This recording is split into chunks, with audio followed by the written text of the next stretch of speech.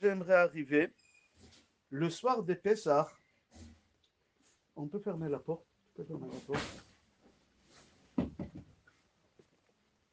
Le soir des Pessah, c'est-à-dire mercredi soir, à Gaon Mevilna, il a compté combien de mitzvot il y a.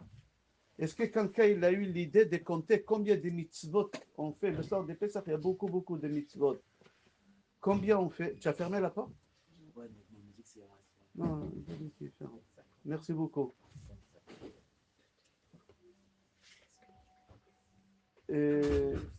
À Gaon Mevilna, il a compté 68 mitzvot pour les Sfaradim.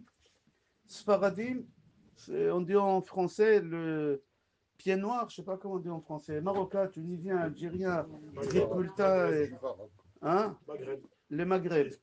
Il y a 68 mitzvot.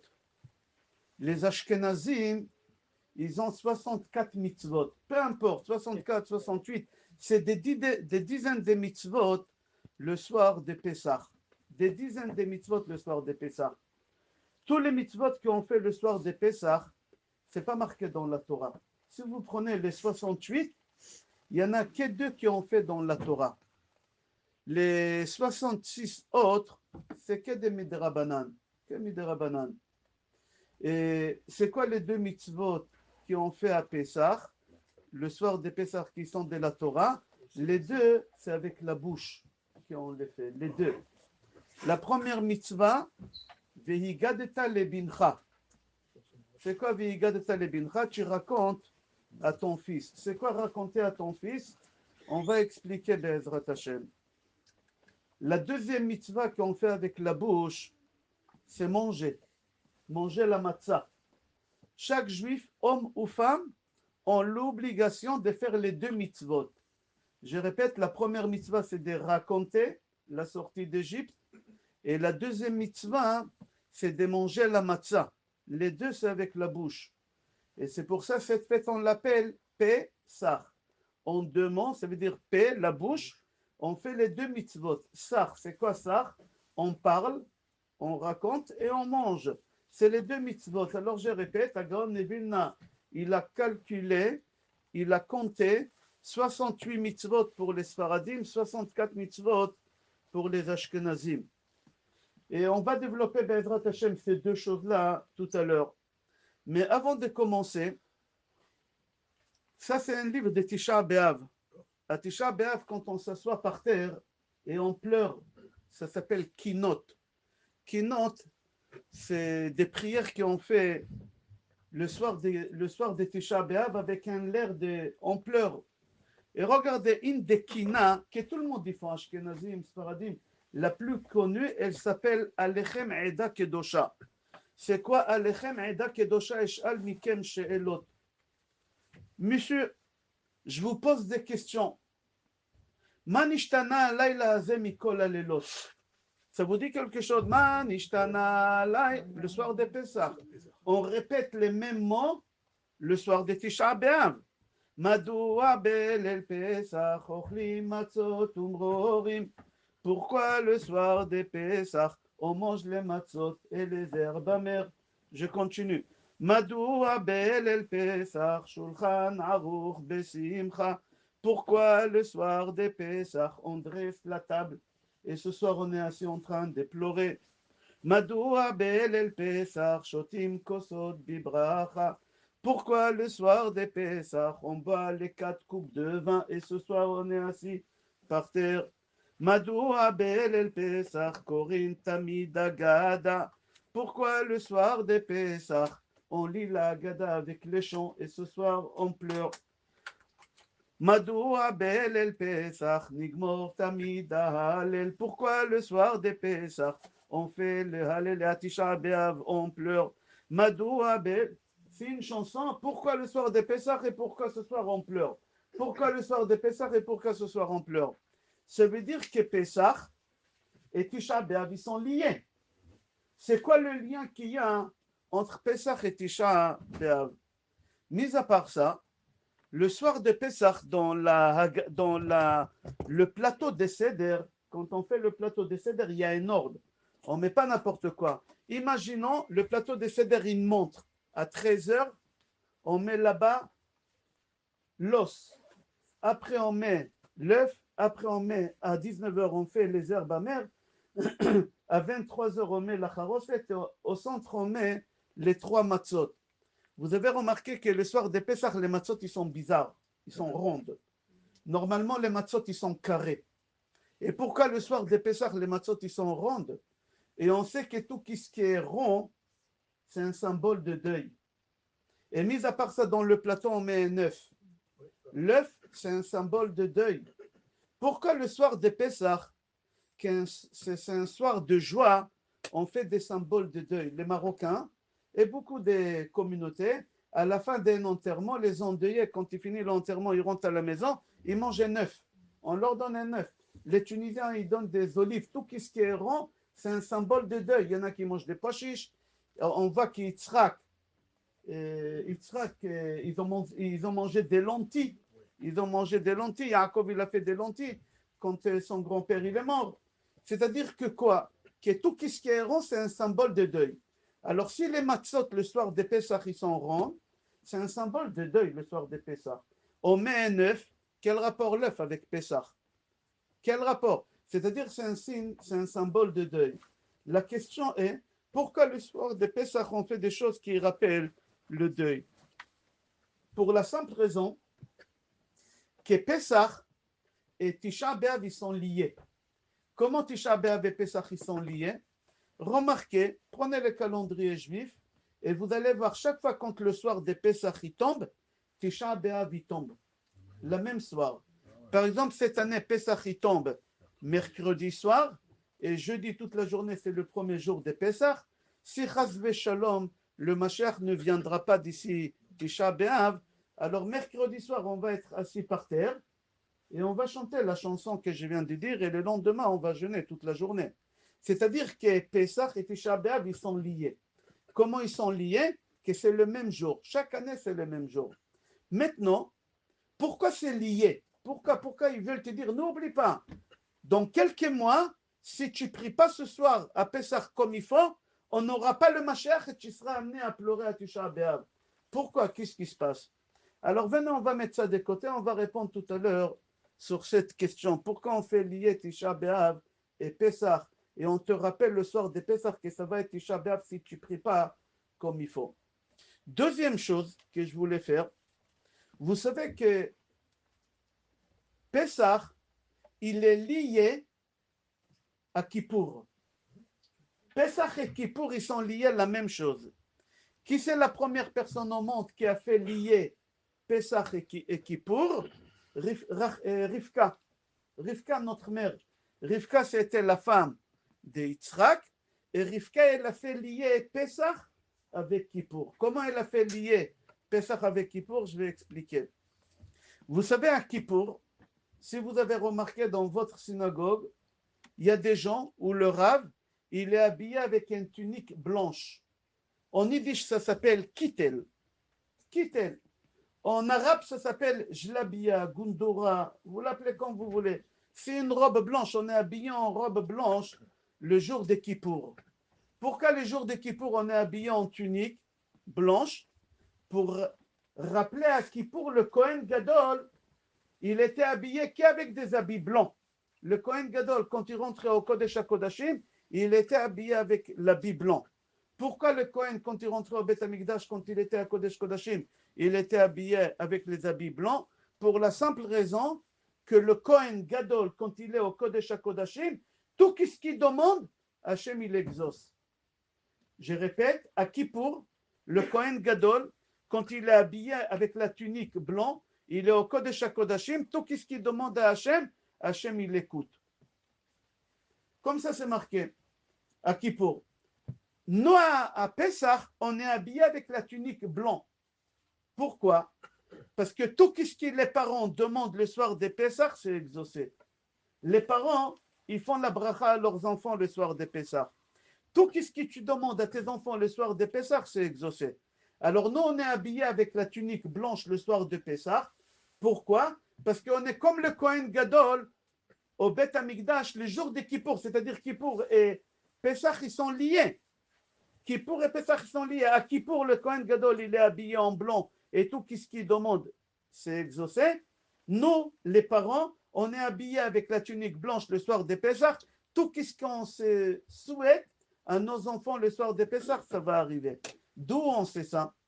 C'est marqué dans la Torah, dans Parashat Toldot, que le soir des Pessah, il y a 3000, à peu près 400 ans, 3600 ans à peu près, le soir de Pessah, il y a 3600 ans, Yitzhak, il appelle son fils préféré, Esaü, Esav.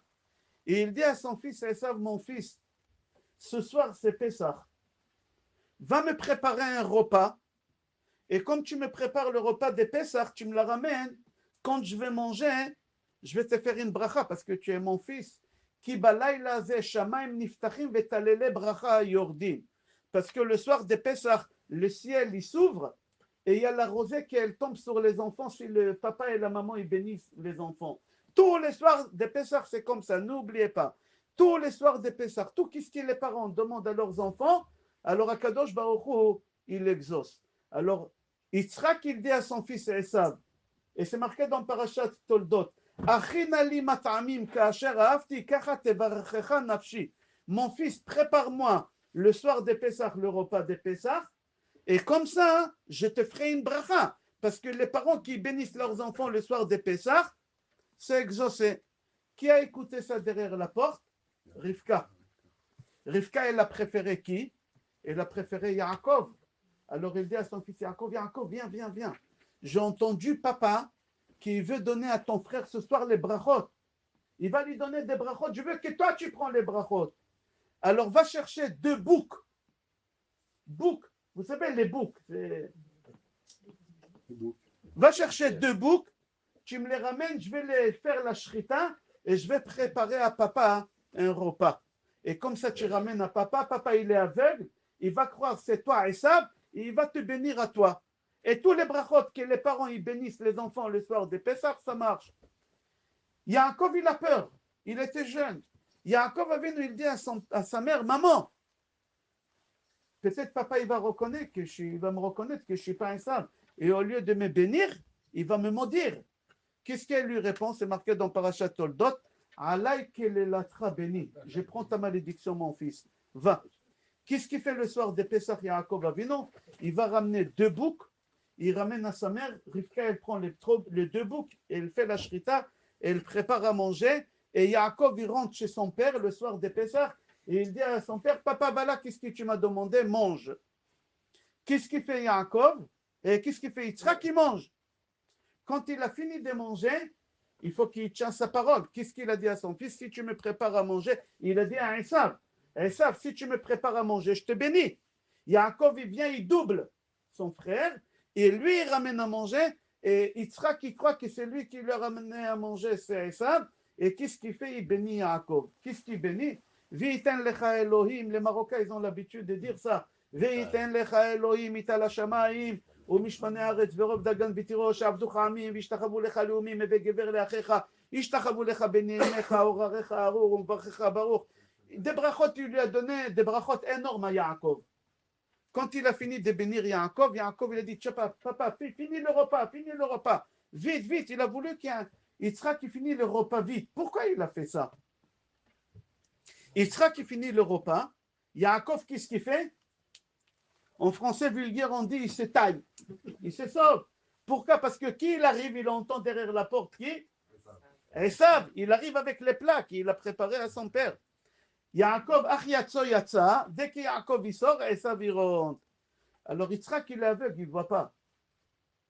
Lui il dit, c'est qui ça? Il dit, papa, je suis Esav, tu m'as demandé de te faire à manger, je te fais à manger, comme ça tu vas me bénir. Le soir de Pessah, tous les brachot que les parents ils donnent à leurs enfants, ça marche.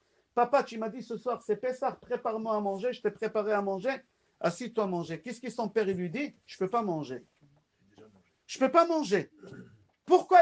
Alors son fils, il dit, papa, mange un peu pour que tu me fasses une bracha. Il lui a dit, mon fils, je ne peux pas manger. Pourquoi Yitzhak il ne peut pas manger? Parce qu'il a mangé la afikoman. Quand on a mangé la afikoman, le soir de Pessah, on n'a pas le droit de manger le dessert après. Ni la glace, ni rien du tout. Après l'afikoman, on le mange après tout. Après afikoman, on garde le goût d'afikoman toute la nuit. Alors Yaakov, il a fait un coup de vis, on dit en français. Il a dit à son père, papa, mange vite, vite. Pourquoi il voulait qu'il mange vite?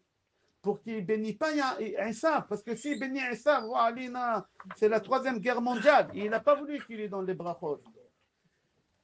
La question est, je répète, la question est, Rivka, elle dit à Yaakov, va chercher 2 boucs. Vous savez c'est quoi des boucs? C'est gros. Va chercher 2 boucs, comme ça je prépare à manger à ton père, comme ça ton père il va te bénir. Ça, qu'est-ce qu'ils ont fait? La Gemara, elle pose la question, elle dit, Vechima achalosh el Yitzhak, shte izim. Est-ce que le repas d'Yitzhak c'était 2 boucs? Qui mange 2 boucs? Une langue. Il y a pour 6 personnes, une langue. Là, elle a pris un bouc entier, elle lui a fait à manger. Elle a fait à manger 2 boucs, c'est énorme, c'est peut-être pour 200 personnes, 2 boucs. J'exagère pas. La Gemara dit, non, Rivka, elle a fait lier Kippour et Pessah. Comment elle a lié Kippour et Pessah? À Kippour, on ramène les 2 boucs émissaires, ça s'appelle, dans le Tfilah de Moussaf. Pourquoi Rivka, elle a voulu donner à son mari 2 boucs? Parce qu'elle a dit à Yaakov, mon fils, les 2 boucs, Tovim lecha et Tovim lebanecha. C'est-à-dire quoi? Ils sont bien pour toi. Comme ça, papa, il va te faire la bracha. Vetovim lebanecha. Comme ça, tes enfants, plus tard, le jour des Kippour, tout ce que le Kohen, il les bénit, ça marche. C'est-à-dire quoi? Que tous les brachot qui ont béni quelqu'un le soir des Kippour, que le Kohen, il bénit, ça marche. Et tous les brachot que les parents bénissent leurs enfants le soir des Pessah, ça marche. Et c'est pour ça, à Pessah, on a la coutume d'être habillé avec une tunique blanche. Kittel en yiddish, jlabiya au gondoura en arabe. Pourquoi on est habillé en blanc le soir des Pessah? Les parents, le papa, ils sont habillés avec cette tunique-là parce que le soir des Pessah, tous les brachot que les parents donnent à leurs enfants, ça marche. Je répète, il faut faire très attention. Le soir des Pessah, tous les brachot qui ont béni aux enfants, ça marche. Vous savez que le Kohen Gadol, avant de faire le service au Beth Amikdash, qu'est-ce qu'il doit faire? Vous vous rappelez, le Kohen Gadol, avant de faire le service au Beth Amikdash, qu'est-ce qu'il fait le Kohen Gadol? Il doit se laver les pieds et les mains.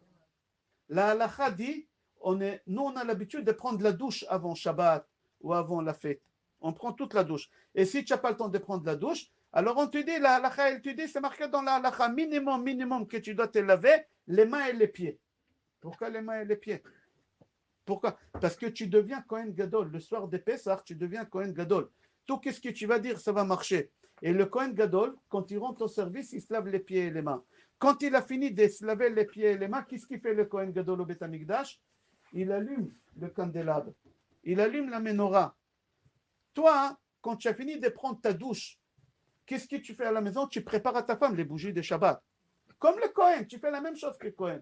Alors tu as fini ta douche, comme le Kohen, il se lave les pieds et les mains, il allume la menorah au Beth Amikdash, toi aussi tu prépares. Quand il a fini d'allumer la menorah, qu'est-ce qu'il fait le Kohen? Il rentre au Beth Amikdash pour faire les sacrifices. Aujourd'hui, on n'a pas le Beth Amikdash. Qu'est-ce qui remplace les sacrifices?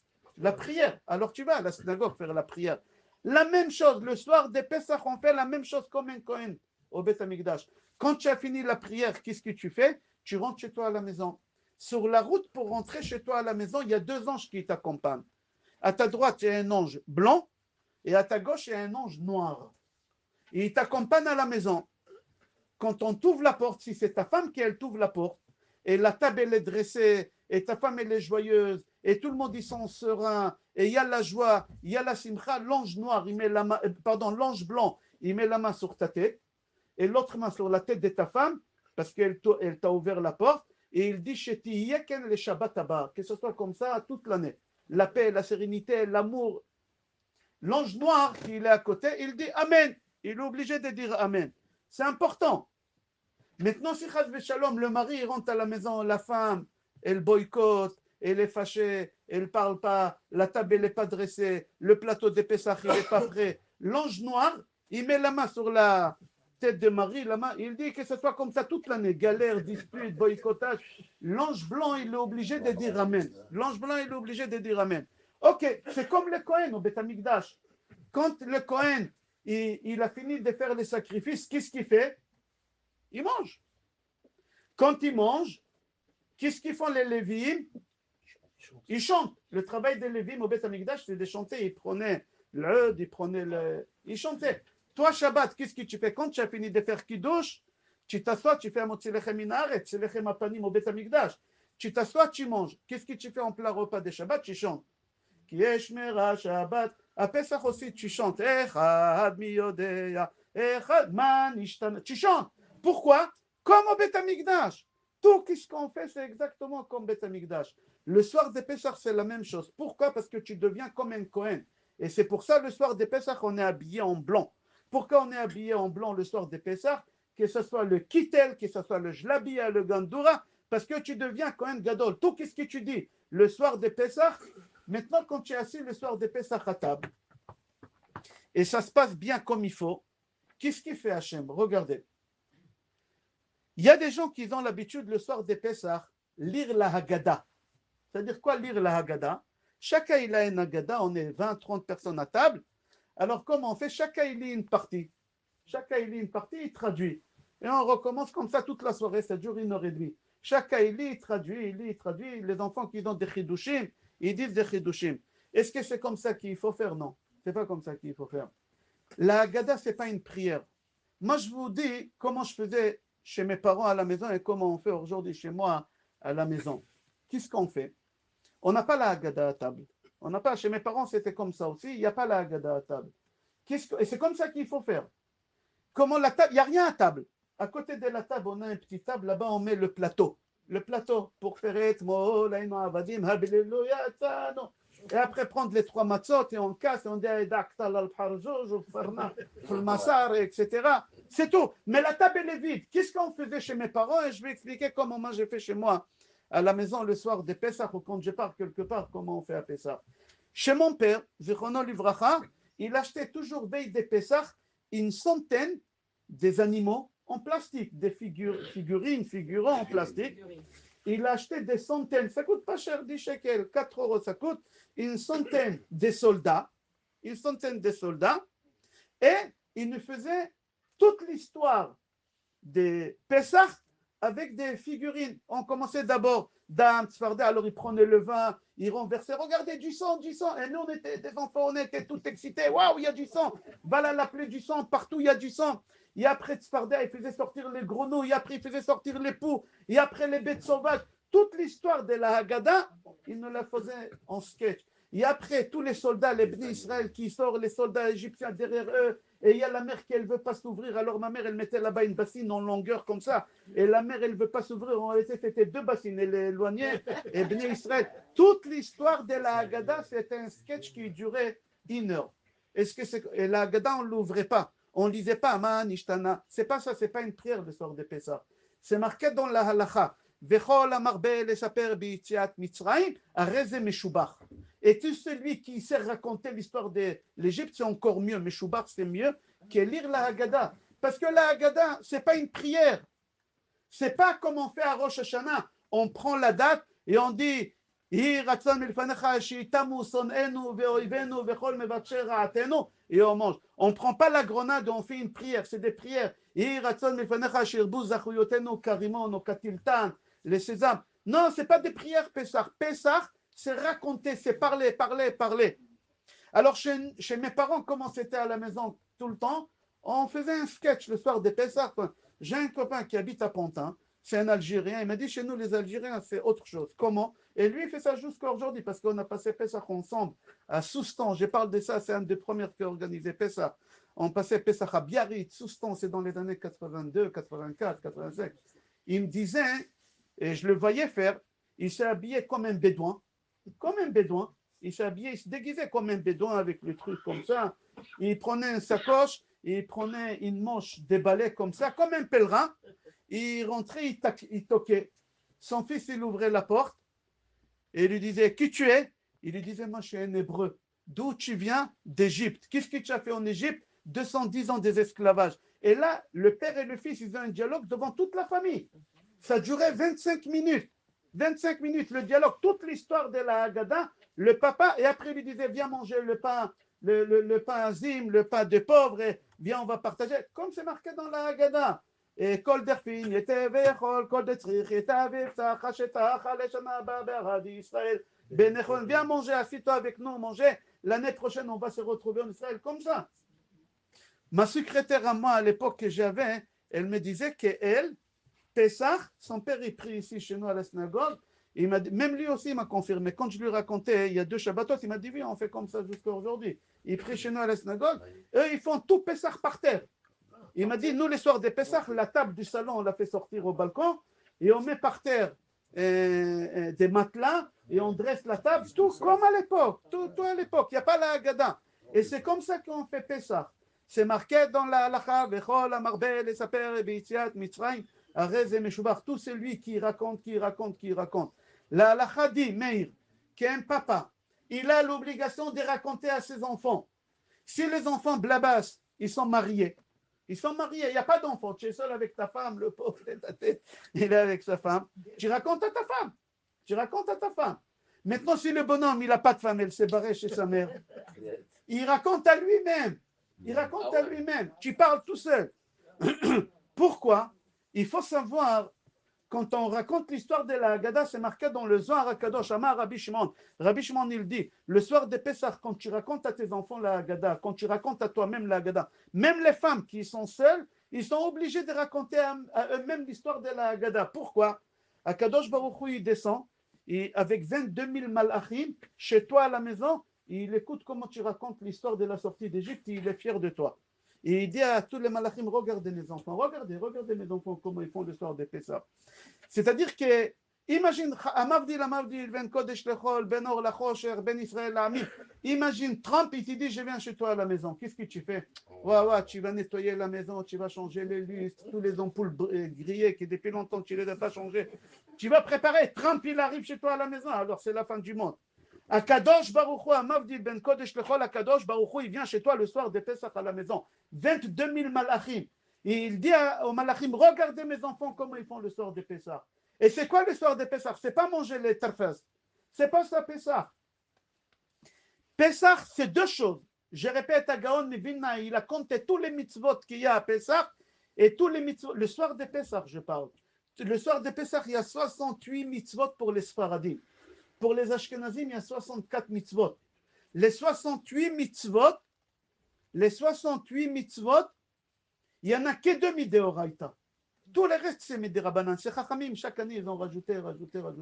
Il n'y en a que 2, ils sont de la Torah, d'où de la bouche. Pessah. C'est quoi P? La bouche, Sah. La bouche qu'elle parle. Alors, la première mitzvah midéoraïta, le papa, il est obligé de raconter à ses enfants la sortie d'Égypte. Comment on raconte la sortie d'Égypte? C'est pas avec la Haggadah. Le livre de Pessah, il s'appelle Haggadah. Qu'est-ce qui veut dire le mot Haggadah en hébreu? Raconter, parler, dire. La guide. L'histoire Haggadah, c'est avec Aleph. La Haggadah de Pessah, ça s'écrit avec Hey. Hey, Gimel, Dalet, Hey. Avec Hey à la fin, c'est raconter. Alors le soir de Pessah, c'est raconter. La première mitzvah de la Torah, c'est raconter. La deuxième mitzvah de la Torah de Pessah, c'est manger la matzah. C'est-à-dire toute l'histoire de Pessah, c'est dans la bouche. Et c'est pour ça que ça s'appelle Pessah. Et pourquoi tout c'est la bouche? Alors venez, on va rentrer un peu plus profond. Pourquoi c'est la bouche? Regardez. Pourquoi on est rentré en Égypte en esclavage? Quel péché on a fait qu'Hachem il a dit vous allez rentrer 400 ans en esclavage en Égypte? La vente de Yosef, c'était quoi au départ? La Shonara. Ouais. Yosef, il a balancé à son père plein de choses. Bayaged Yosef l'Aviv et dit Batechav. Il balançait à son père, papa, tu as vu mes frères, ils appellent les enfants de la servante esclave. Papa, tu as vu mes frères avec des goyotes. Papa, tu as vu Ochlim Ever Minachai. Il balançait à son père des choses. La mauvaise langue, la mauvaise bouche. Hachem, il a dit la mauvaise bouche, j'ai du mal à pardonner. Pour nettoyer la mauvaise bouche, je vais vous envoyer quelque part comme quoi? Comme esclave. Vous allez payer pour la mauvaise bouche. On n'a pas le droit d'avoir des mauvaises paroles. Alors, où Hachem il nous a envoyés? Hachem, il a dit à Abraham, Avinu, tes enfants, ils vont être esclaves pendant 400 ans. Où? Non, c'est pas marqué. Hachem, il a dit à Abraham Avinu dans Brit Ben Abetarim, Va'avadum ve'inu otam 400 shana. ils vont les faire torturer, ils vont les faire travailler, ils vont les faire souffrir 400 ans. Abraham, il dit Hachem, où? En Suisse? En France? Où? Hachem, il ne dit pas où. Pourquoi? Hachem, il a dit, chaque péché, Hachem, il te fait rencontrer quelqu'un qui est lié à ses péchés pour régler tes comptes. Quel péché on a fait répéter? La mauvaise bouche. Hachem nous a envoyés où? En Égypte. Comment il s'appelle le roi d'Égypte? Paro. En 2 mots, ça fait Pera. Mauvaise bouche. Alors nous, on avait la mauvaise bouche. Hachem, il nous a fait rencontrer quelqu'un qui s'appelle mauvaise bouche. Paro, en 2 mots, Pera. Pera, mauvaise bouche. Alors Hachem, il nous a pris, nous, qui on avait la mauvaise bouche. Hachem, il nous a fait envoyer en esclavage pendant 400 ans chez qui? Chez quelqu'un qui s'appelle mauvaise bouche. Et on est resté chez lui en esclavage pendant 210 ans. Et qui il nous a fait sortir d'Égypte après mauvaise bouche, et après 210 ans d'esclavage? Qui nous a fait sortir d'Égypte? Alors, qui nous a fait sortir d'Égypte? Moshe. Alors dites, qu'est-ce qu'il y a? Vous avez honte? Moshe Rabbeinu, il nous a fait sortir d'Égypte. Et Moshe Rabbeinu, il était quoi? Aral Sfataim, Kvad Pe, Kvad Lachon. Ça veut dire quoi? Vous savez, il y a quelqu'un qui est bégayeur. C'est quoi un bégayeur? Vous savez, on a 4 groupes de lettres. A, B, C, jusqu'à Z, il y a 4 groupes de lettres. Il y a des lettres qu'on dit avec la langue. Si tu n'as pas de langue, tu ne peux pas le dire, cette lettre-là. La lettre L, attrape ta langue, dis L. Tu ne peux pas. Alors, il y a des lettres qu'on dit avec la langue. Il y a des lettres qu'on dit avec les dents. Par exemple, la lettre S. Dis S, attrape tes dents. Tu ne peux pas. Tu ne peux pas dire S. Il y a des lettres qu'on dit avec la gorge. Dis resh avec sans la gorge. Tu ne peux pas. Si tu as une thyroïde, tu ne peux pas. Tu ne peux pas. Et il y a des lettres qu'on dit avec les lèvres. M. Attrape tes lèvres. Dis M. Tu ne peux pas. Alors il y a quelqu'un qui est bègue. Il a une langue courte. Il n'arrive pas à dire la lettre L. Que ça? Ça va. On le comprend. Tous les restes, on le comprend. Il n'arrive pas à dire. Il y a quelqu'un qui a un autre problème. Il a un bec de, je ne sais pas comment on dit. Bec de lièvre. Pas mal pour un Israélien. Bec de lièvre. Il n'arrive pas à dire la lettre M. Il y a quelqu'un qui a un problème avec la gorge. Il ne peut pas dire R. Il y a quelqu'un qui n'a pas de dents. Il n'a pas de dentier. Le grand-père, il n'a pas de dentier. Il n'arrive pas à dire des lettres avec. Mon cher Rabbeinu, il avait la totale. Kvad Pe, Arad Fataim, Kvad Lachon. Il pouvait dire rien. Pourquoi Hachem nous a envoyé quelqu'un comme ça? Pour nous représenter chez Paro. Normalement, pour nous représenter chez quelqu'un, il faut qu'il soit 1m80, blond aux yeux bleus, bien habillé, il parle bien, il présente bien, il parle plusieurs langues. Comme ça, on choisit quelqu'un. Non, Hachem, il nous a choisi quelqu'un qui ne parle pas, muet. Mais Moshe, il dit à Hachem, comment tu veux que je les fais sortir avec... Il a dit, Aaron, il y a l'épée. Aaron, il va parler. Toi, tu te tais, toi. Alors, pourquoi tu m'as choisi?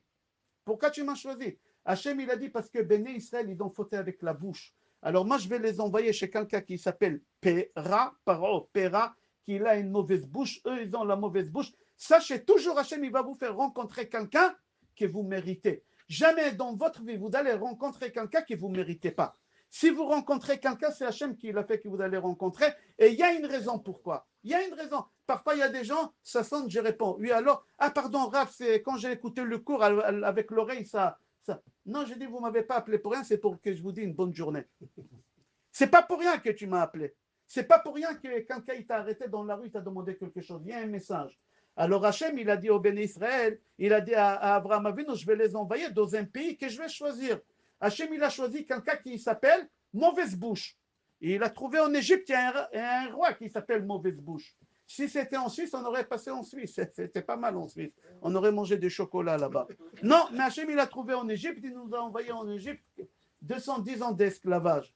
Et qui va nous faire sortir d'Égypte? Quelqu'un qui n'a pas de bouche. Quelqu'un qui n'a pas de bouche. Qui n'a pas de bouche, mon cher Rabbeinu?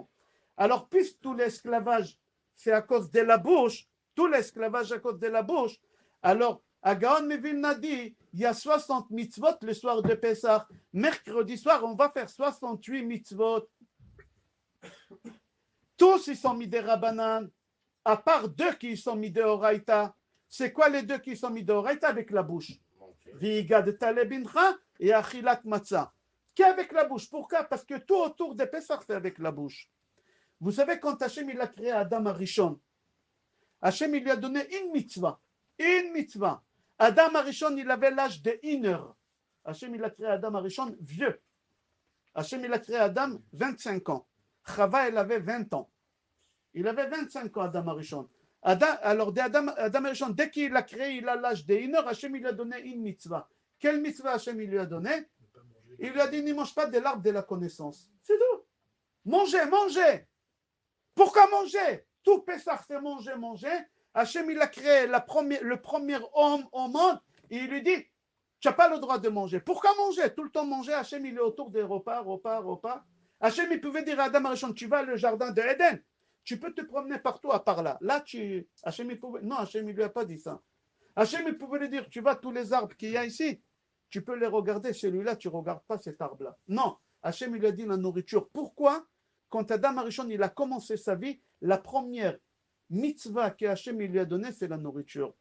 Deuxième chose, Maharacho Rabbi Chaim Vital dit, un bébé, quand une femme elle a des contractions, et les bébés ils commencent à sortir, elle est ouverte à 1, 2, 3, quand elle arrive à 9, avant que les bébés ils sortent, quand la femme elle arrive à 9, Hachem il dit au bébé deux choses. Première chose, Hachem il lui dit, fais attention, qu'est-ce que tu fais rentrer dans ta bouche? Fais attention. Parfois, tu auras faim, tu vas te retrouver sur les autoroutes et tu vas te permettre d'acheter des gâteaux lus et tu vas acheter des chocolats Nutella et tu vas acheter des Kinder. Fais attention. C'est ça la première chose qu'Hachem dit à un bébé avant qu'il sorte.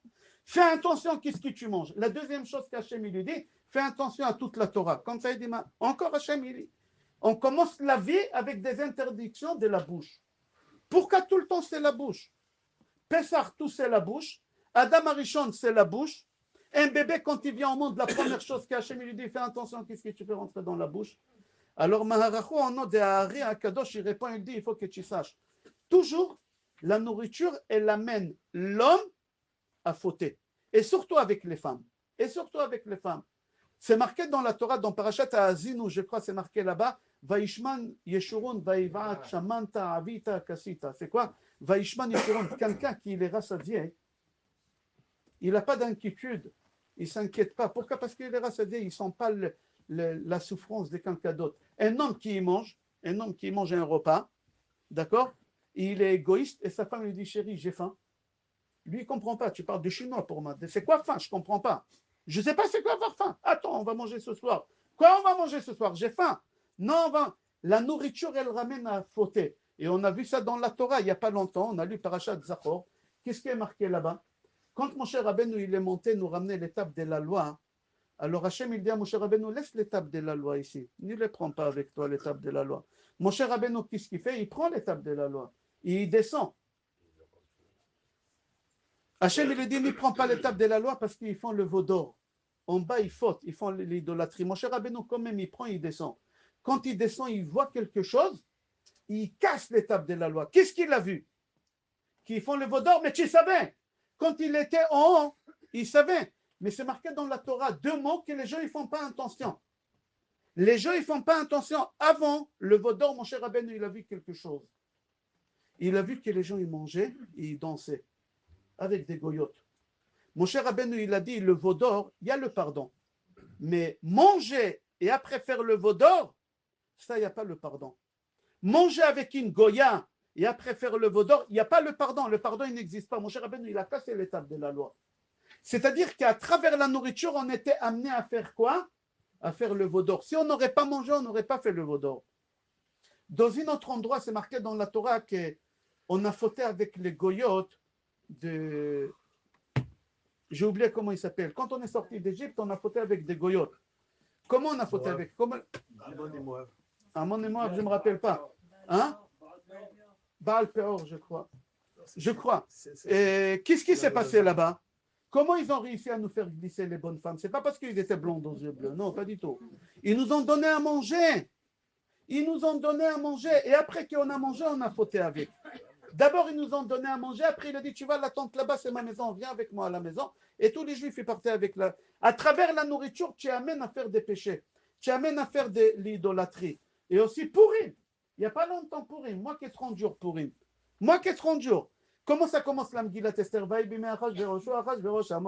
ויעש משתה לכל שריו ועבדיו חיל פרס ומדי הפרטמים ושרי המדינות לפניו והראותו איתו. C'est quoi ça? Il a fait un festin 180 jours. Qui fait un festin 180 jours? Quand tu fais Sheva Brachot, autant que parents, vous avez marié vos enfants. Vous êtes parti Sheva Brachot, tu es parti première soir, deuxième soir, troisième soir, tu as dit écoutez, faites seul. Faites seul. D'où j'ai la force d'aller tous les soirs, acheter des damiels et acheter des trucs et jouer et manger. J'ai pas la force, j'ai pas digéré. Qu'est-ce que j'ai mangé? 2 jours. 180 jours de nourriture, parce qu'Achashverosh, il savait que les Juifs, ils vont fauter avec les goyotes à travers la nourriture. C'est-à-dire la nourriture, ça nous ramène à faire des péchés. Alors Hachem, il a dit à Moshe, Hachem, il a dit à Adam Arishon, la première mitzvah, fais attention, qu'est-ce que tu manges? Tu peux manger de tous les arbres, à part cet arbre-là, parce que la nourriture, elle va t'amener à faire l'idolâtrie. Il a fait l'idolâtrie.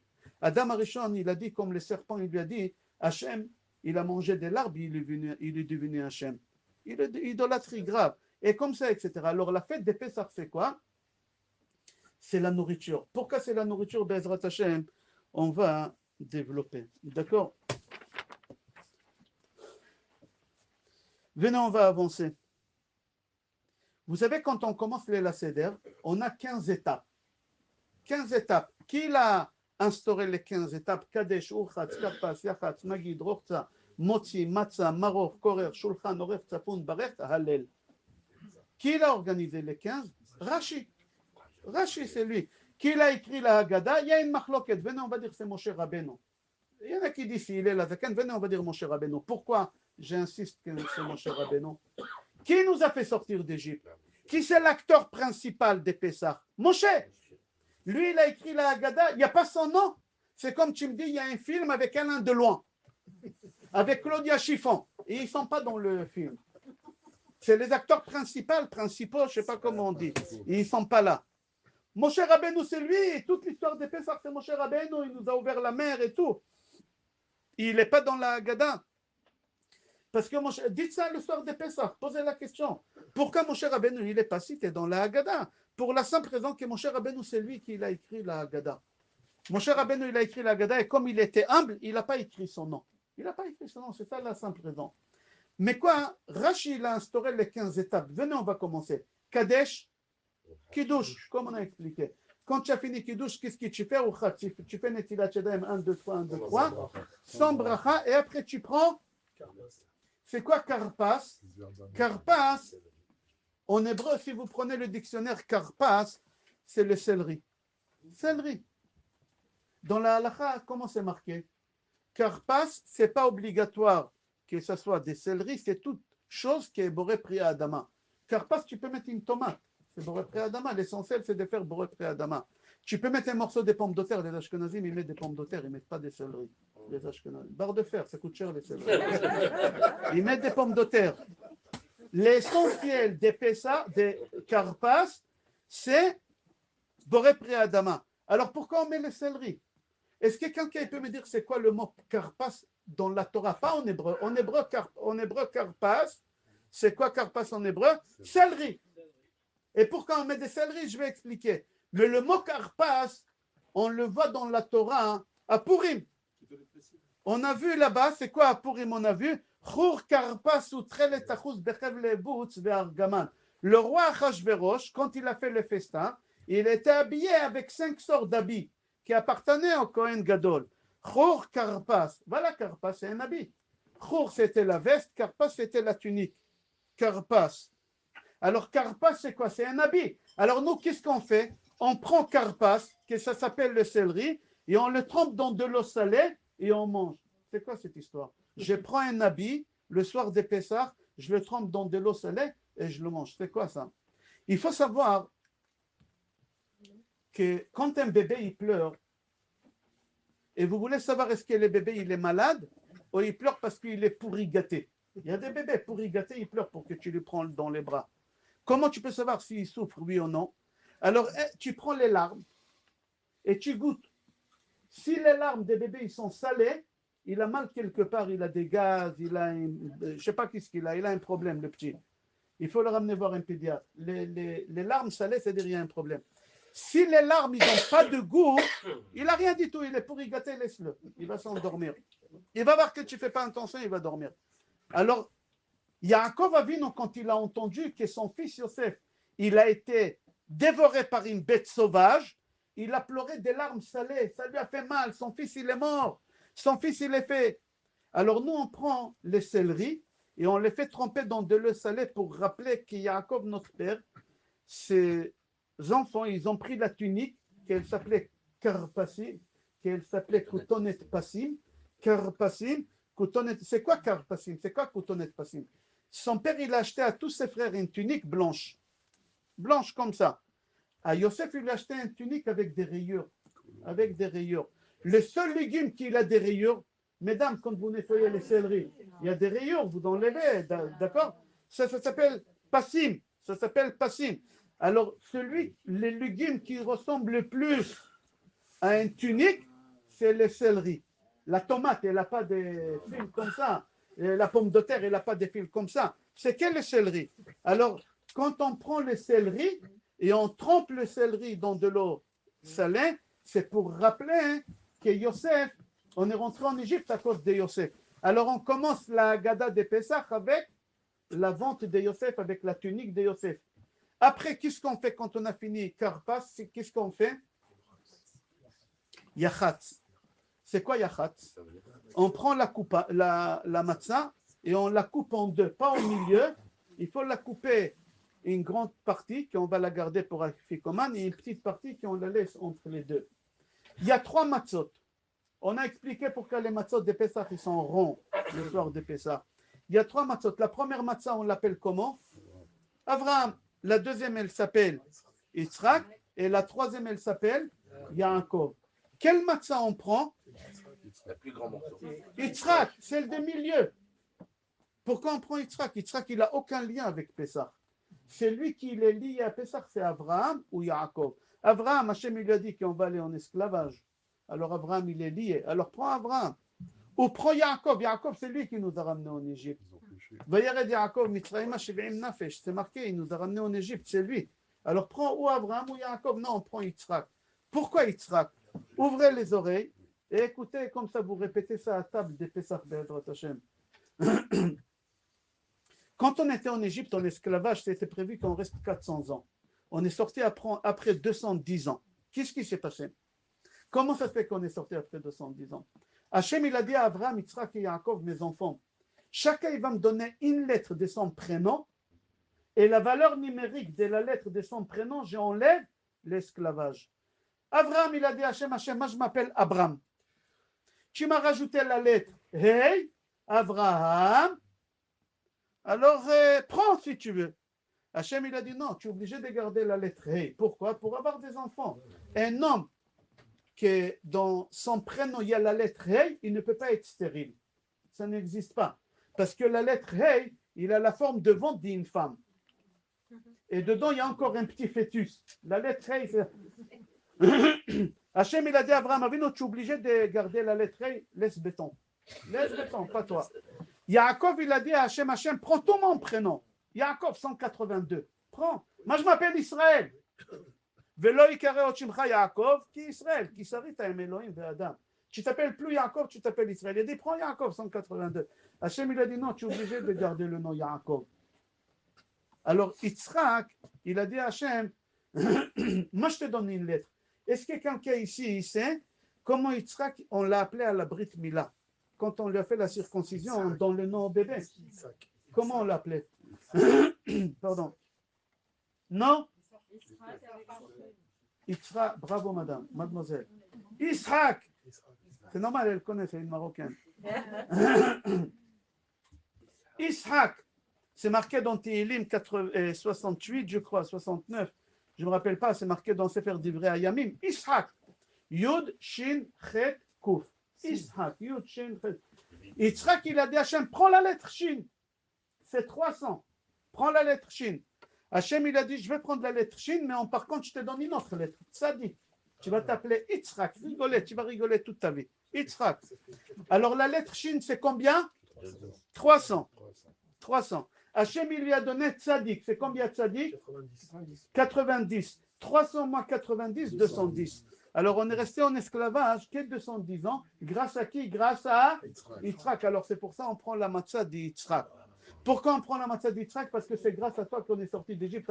Et on ne la coupe pas au milieu. 50-50, parce qu'on n'est pas sorti après 200 ans. On n'est pas sorti après 200 ans. D'accord? Et c'est ça la raison pourquoi.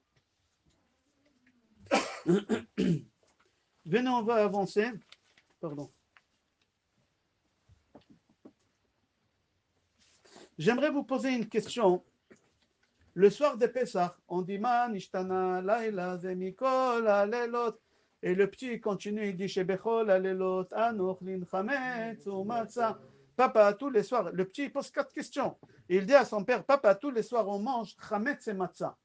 Laila, Kulo Matzah. Ce soir, on mange que la Matzah. La question que je vous pose, quand est-ce on mange Chametz et Matzah? Jamais. Quand est-ce qu'on mange Chametz ou Matzah? Tu as écouté le cours dimanche, Non, bravo. Tapez. On n'a pas écouté le même. Chametz ou Matzah. Quand est-ce qu'on mange Chametz ou Matzah? Oula. Le petit, il dit à son père, Papa, tous les soirs, on mange Chametz et Matzah en même temps. Ce soir, on mange que la Matzah. Alors, ma question à moi, elle est où? C'est pas ma question à moi, c'est la question de la Gemara. Quand est-ce qu'on mange Chametz et Matzah en même temps? C'est marqué O, non? Non. Et Matzah. Shebechol alelot anochlim chametz et matzah. Alayla azeh, ce soir, kulo matzah. Papa, il est où le chametz? Quand est-ce qu'on mange chametz et matzah? Alors regardez. Vous savez, il y a des sacrifices. Quand on ramène les sacrifices, tous les sacrifices ils sont cachés les Pessah. On n'avait pas le droit de faire rentrer chametz au Beth Amikdash. Le Mizbeach, il était caché les Pessah. Il y a un seul sacrifice qu'on ramenait chametz. C'est quoi? Korban Toda. Korban Toda, c'était quoi Korban Toda? On ramenait 40 pains. Korban Toda, on ramenait 40 pains. 30 pains, rekiké matzot, la matzah, kasher le Pessah, à base de semoule. Et 10 pains, la baguette, chametz. On ramenait chametz. C'est-à-dire quand on fait le sacrifice des remerciements, qu'est-ce qu'on ramène comme sacrifice? 40 pains. 30 pains, kasher le Pessah, 10 pains, chametz. Alors le petit il pose la question à son père, Papa, le soir des Pessah, qu'est-ce qu'on est en train de faire ce soir? C'est remercier Hachem qui nous a fait sortir d'Égypte. Alors quand on fait le sacrifice des remerciements, qu'est-ce qu'on ramène? Chametz et matzah. Ce soir, c'est remerciements et on mange que la matzah. On mange que la matzah. Alors le petit il pose la question à son père, Papa, Shebechol alelot anochlim. C'est-à-dire quoi Shebechol alelot? Tous les soirs quand on fait le sacrifice des remerciements à Hachem, on mange de la matzah, il y en a 30 pains, galettes, et il y en a 10 baguettes. Ce soir, c'est aussi remercier Hachem qui nous a fait sortir d'Égypte. Comment ça se fait qu'on ne mange pas le chametz? Alors le papa, il répond, Avadim aïnou le paro b'Mitzrayim. On était esclaves en Égypte, et quand on est sorti d'Égypte, on n'a pas eu le temps de laisser pousser le pain, alors on a mangé. C'est des réponses. Alors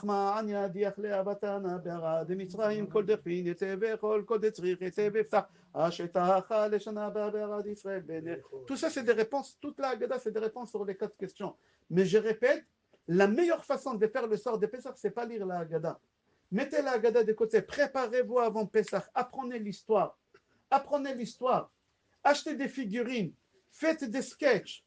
L'année dernière j'ai passé Pessah, je crois en Albanie. Il y a des gens des États-Unis qui sont venus, une famille des États-Unis qui sont venus, plein arabe.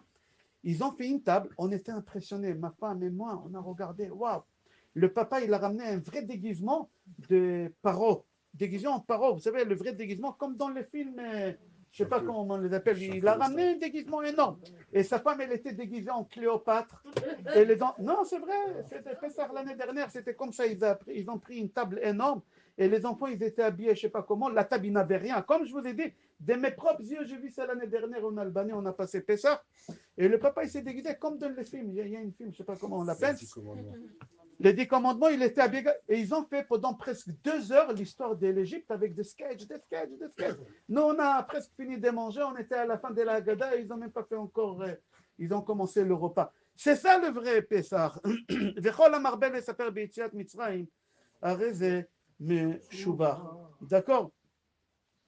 On a expliqué pourquoi dans le plateau on met l'œuf et pourquoi les matzot ils sont ronds. Maintenant, quand on prend la matzah et on dit Comme ça, Hachem, il a ouvert la mer en deux et on casse la matzah. Comment on casse la matzah? Avec les mains. Avec les mains. C'est le pain des misères.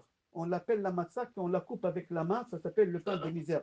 Sachez, celui qui coupe le pain des vendredis soirs ou des samedis midi avec la main, ça ramène la pauvreté à la maison. On fait un motzi lechem min haaretz et on coupe avec un couteau.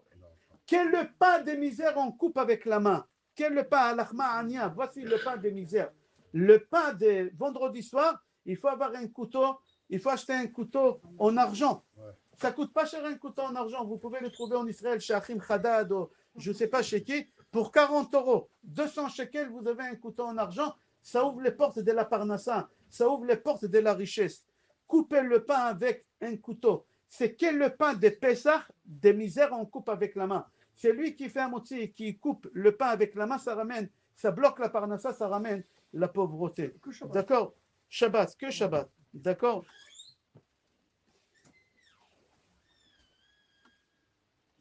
Vous savez, c'est marqué dans la Haggadah, on va lire Kiat Erom ve'eria ve'arech mitbosefet bedamaich va'omar lach bedamaich chai va'omar lach bedamaich chai. Ça veut dire quoi? Ve'at Erom, tu es nu. Nous, on est sortis d'Égypte nus des mitzvot. On n'avait aucun mitzvah. Hachem, il a dit, vous êtes nus des mitzvot. Et quand même, je vous ai fait sortir d'Égypte. On n'avait aucune mitzvah. Je ne comprends pas. La Gemara, elle dit, on n'avait aucune mitzvah. Et pourtant, c'est marqué dans la Gemara qu'on a fait 4 mitzvot. On n'a pas parlé la shonara. On n'a pas parlé la shonara. On a réparé la bouche. C'est une mitzvah, n'est pas parlé la shonara. On n'a pas changé nos noms. On a gardé Raphaël, Michael, on a gardé nos noms. C'est important. Il y a beaucoup de gens aujourd'hui qui francisent leur nom. On dit Jean-Pierre, Jean-Claude, Jean-Marc, Jean-Marie. Mais non, tu t'appelles ni Jean-Marie ni Jean-Marc. Regardez les Arabes. Les Arabes, ils n'ont pas de noms français. Ils ont des noms en Égypte. Comme ça, on a gardé nos noms. Troisième chose, on a gardé notre langue. On a parlé l'hébreu, la Shona Kodesh. Et quatrième chose, on n'a pas changé nos habits. On est resté avec les habits des Juifs, tzitzit dehors. On n'a pas mis les habits des Arabes ou les habits des Égyptiens. Il y a 4 mitzvot qu'on a fait. Je répète, on n'a pas changé nos noms, on n'a pas changé notre langage, on n'a pas changé nos habits et on n'a pas changé la quatrième. Déjà, vous avez oublié? Non. Alors, La dites. langue. La langue, c'est tout. C'est tout, la langue. La quatrième, la langue. Alors, voilà, il y a 4 mitzvot. Pourquoi dans la Haggadah, tu dis Ve'at Aaron ve'eria ve'arech mitbosef. Tu es nu des mitzvot, c'est pour ça que je t'ai donné 2 mitzvot avec du sang. Ve'arech mitbosefet bedamaïr va'omar lach bedamaïr chayi. Hachem nous a donné 2 mitzvot pour sortir d'Égypte. Dam Mila ve'dam Korban Pesach. Le sang de la Brit Mila, Hachem il a dit à tous les Juifs, faites la Brit Mila avant de sortir. Tous les Juifs, ils ont fait. Yoshua, non, Moshe Rabbeinu choter ve Yoshua porea. Moshe Rabbeinu, il coupait pour faire vite, couper. Yoshua, il tournait. C'est ça qu'est-ce qu'on a fait pour finir tout le monde, 600 000 personnes. Alors pourquoi on dit qu'on était nus? Remarquez, tous les mitzvot que les Juifs ils ont fait, c'est des mitzvot passifs, on dit en français. Ils n'ont rien fait, n'est pas parlé la shonara, n'est pas changé. Hachem, il voulait qu'on soit actif. Un Juif, il doit être actif. Tu n'as pas le droit de rester sans rien faire. Une femme, elle m'a posé cette semaine une question, elle m'a dit, Rav, ce matin, il y a à Strasbourg, Shabbat des célibataires pour le mariage. Est-ce que je vais aller à Strasbourg? J'ai dit, il faut être actif, il faut y aller. Il faut prendre le train. Oui, mais le mazal, il va arriver. Non, un juif, il doit être actif. On n'a pas le droit. Et Hachem, il a voulu qu'on soit actif. Et c'est pour ça, Hachem, il dit, vous êtes nus de mitzvot parce que vous n'avez rien fait comme mitzvah, assez mitzvah positive. Vous avez fait que mitzvot négatif, c'est-à-dire vous n'avez rien fait en réalité. N'est pas changé le nom. Tu n'as rien fait, tu as gardé ton nom, ça va. Mais faire quelque chose, et c'est pour ça dans la Haggadah, d'accord, on dit, Ve'at Erom ve'eria. Karpas, j'aimerais revenir, je fais un résumé, on finit dans 3 minutes, c'est bon. Karpas, ceux qui comprennent bien l'hébreu, Chaf, Resh, Pei, Samer. Ça veut dire quoi, Karpas? J'ai oublié de marquer le nom. C'est quoi Karpas? Klal Rishon Pesagour. Rachetez votre des Karpas, Klal Rishon Pesagour. Apprends une règle. Dans ta vie, ferme ta bouche. On est parti en esclavage. On commence la soirée des Pesach avec Karpas. Pour te dire, Yosef, il a parlé. Quand tu parles, tu dis que des bêtises. Quand tu parles, tu ramènes des maladies, tu ramènes des problèmes. N'y parle pas. Alors, Karpas, ça veut dire Klal Rishon Pesago. Première règle de ta vie, ferme ta bouche. N'y parle pas. On a cette tentation toujours de raconter nos réussites. On a toujours cette tentation de raconter, je l'ai vu, il a dit, elle a parlé, elle a fait, elle a... Arrête. Klal Rishon comme ça, je crois, il dit le Ben Ishraï ou Achida à Kadosh. Je n'ai pas marqué ça. D'accord? Et quand on lit la Megillat Esther, on fait la bracha. Baruch ata Hashem Elokeinu melech haolam al mikra Megillah. Quand on lit la Haggadah, on ne fait pas la bracha. On ne fait pas la bracha. Et pourtant, la lecture de la Haggadah, elle est mideoraita. C'est de la Torah. La Megillah, elle est miderabanan. Et quand même, on fait la bracha. Pourquoi on ne fait pas la bracha sur la Haggadah? Quelqu'un a une réponse. Pourquoi on ne fait pas la bracha sur la Haggadah? Il y a beaucoup de réponses. La réponse que j'ai aimée... Bravo. La réponse que j'ai aimée, c'est celle-là. Il y a des mitzvot que tu dois les faire 7 sur 7, 24 sur 24. Par exemple, honore ton père et ta mère. Honore ton père et ta mère, c'est tout le temps. Et est-ce que tu fais la bracha? Ton père, il te dit, mon fils, ramène-moi un verre de l'eau. Tu dis à ton papa, je fais la bracha, kiboudorim, voilà de l'eau. Non, tu fais la mitzvah kiboudorim sans bracha. Pourquoi? Parce que honorer son père et sa mère, c'est 7 sur 7, 24 sur 24. Quand c'est une mitzvah 7 sur 7, 24 sur 24, on ne fait pas la bracha. Et te rappeler de la sortie d'Égypte, c'est toute l'année, jour et nuit. Jour et nuit. Kol yemechayecha. Yemechayecha bayamim ve yemechayecha balelot. Jour et nuit. Alors quand c'est une mitzvah de 24 sur 24, on ne fait pas la bracha, c'est pour ça qu'on ne fait pas la bracha sur ça. D'accord? Ce Shabbat-là, Be'ezrat Hashem, qu'elle va arriver, on l'appelle Shabbat Agadol. Et on finit avec ça. S'il y a des questions, je vais essayer de répondre. Ce Shabbat, on l'appelle Shabbat Agadol. Pourquoi on l'appelle Shabbat Agadol? Avant de répondre, je vais vous dire une halakha que c'est important, ce Shabbat, de ne pas dire Shabbat Shalom. On dit Shabbat Agadol Shalom. Chaque fois quand tu dis à quelqu'un Shabbat Agadol Shalom, tu gagnes une mitzvah. Alors va voir tout le monde, ne te barre pas. Va voir tout le monde à la synagogue, tu gagnes chacun une mitzvah. Mesdames, chez vous, de votre côté, Shabbat Agadol Shalom, tu gagnes des mitzvot. J'imagine combien de mitzvot tu gagnes Shabbat Agadol Shalom. On ne dit pas Shabbat Shalom, on dit Shabbat Agadol Shalom. Et pourquoi on l'appelle Shabbat Hagadol Shalom? Il y a beaucoup de réponses. Une des réponses, parce que ce Shabbat-là, le Rav, il fait un grand discours. Le grand discours Shabbat, Gadol, le discours de ce Shabbat, il est long. Normalement, chaque Shabbat, quand un Rav il fait un discours à la synagogue, c'est 1 heure. Ici, on fait de 18h à 19h ou de 17h à 18h. Là, ce Shabbat, il faut rajouter un quart d'heure, 20 minutes. Pourquoi? Qu'est-ce qu'il y a de spécial ce Shabbat? Transmettre les lois des Pessah aux gens, comment il faut nettoyer, comment il faut cachériser. Par exemple, là, qu'est-ce qu'on vient de faire? C'est une halakha. Comment il faut faire la soirée des Pessah? C'est pour les hommes. Comment tu dois raconter à ta femme, à tes enfants le soir des Pessah? Tout le cours qu'on a fait maintenant, c'est une étape parmi toutes les étapes qu'un rav doit transmettre à ses fidèles à la synagogue. Comment faire le soir des Pessah? Alors, ce Shabbat, il s'appelle Shabbat Hagadol Shalom. Pourquoi? Parce que c'est pas Shabbat, il est grand. C'est vrai, on va rajouter 1 heure de plus, et il va être plus grand que... On rajoute 1 heure, je crois. C'est pas ça la raison. La raison est, c'est les discours que le Rav il fait. Ok, Rabotai, s'il y a des questions, je vais essayer de répondre. Je répète, le cours, il est dédié à la mémoire. C'est quelqu'un que j'ai oublié ce matin. Et aujourd'hui, c'est l'année Yoshua Ben Sulika Nishmato Eden. Amen. Amen. Est-ce qu'il y a des questions? Je vais essayer de répondre.